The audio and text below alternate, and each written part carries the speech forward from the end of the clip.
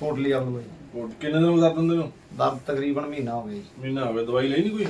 ਨਹੀਂ ਕੋਈ ਖਾਸ ਨਹੀਂ ਲਈ, ਮਾੜੀ ਮੋਟੀ ਗੋਲੀ ਜੀ ਲੈ ਲਈ। ਦਿਖਾਇਆ ਵੀ ਕਿਸੇ ਨੂੰ? ਨਹੀਂ ਹਜੇ ਨਹੀਂ ਦਿਖਾਇਆ ਜੀ। ਪੇਸ਼ੈਂਟ ਆਪਣੇ ਕੋਲ ਕੋਟਲੀ ਕੋਟਲੀ ਆਉਂ ਕੋਟਲੀ ਤੋਂ ਆਏ ਨੇ। ਇਹਨਾਂ ਦਾ ਬਹੁਤ ਜ਼ਬਰਦਸਤ ਸ਼ੈਟਿਕਾ ਪੇਨ ਆ, ਤੁਰਨ ਦੇ ਵਿੱਚ ਵੀ ਦਿੱਕਤ ਆ ਰਹੀ ਹੈ ਇਹਨਾਂ ਨੂੰ। ਔਰ ਲੰਗ ਕਿੰਨਾ ਕੁ ਵੱਜਦਾ ਦੋਸਤ?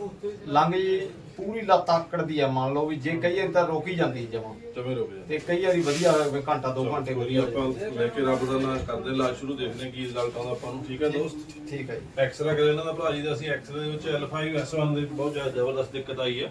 ਔਰ ਕੋਈ ਨਹੀਂ, ਕਰਦੇ ਹਾਂ ਇਲਾਜ ਆਪਾਂ। ਢਿੱਲਾ ਰੱਖੀ ਭਰਾ ਮੇਰੇ, ਢਿੱਲਾ ਢਿੱਲਾ ਢਿੱਲਾ ਬੋਲ ਧੰਨ ਗੁਰੂ ਨਾਨਕ। ਧੰਨ ਗੁਰੂ ਨਾਨਕ। ਵਾਹਿਗੁਰੂ।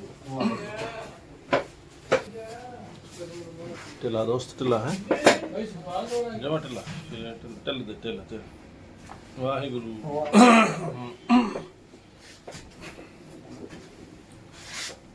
ਪੈ ਸਿੱਧਾ ਪੈ।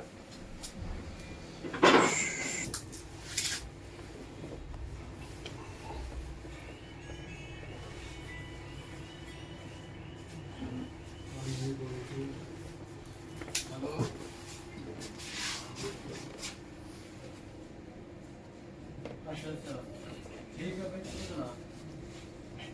हाँ बहुत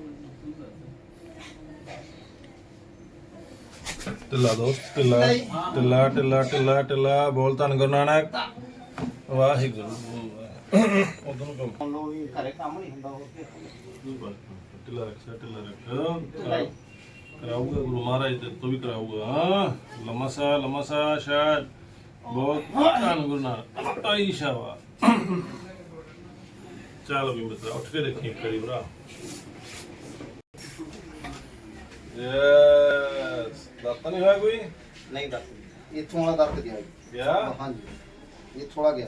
ਪੱਕੀ ਗੱਲ ਆ? ਹਾਂ ਇਹ ਕਰੀਮਾ ਜਾਂ ਨਿਕਲ ਗਿਆ ਜੀ ਨਿਕਲ ਥੋੜਾ ਮੋਟਾ ਗਿਆ? ਇੱਥੋਂ ਤੁਰ ਕੇ ਬਾਹਰ ਮੜਾ ਲੰਘ ਦੇ ਛੁੱਟ ਗਈ ਨਹੀਂ ਡਾਕਟਰ ਸਾਹਿਬ? ਲੈ ਟਕਾ ਹੋ ਗਿਆ ਪੂਰਾ ਟਕਾ ਹੋ ਗਿਆ ਆਹੀ ਪਾਸਾ ਜਾ ਦੇ ਡਾਕਟਰ ਦਵਾਈ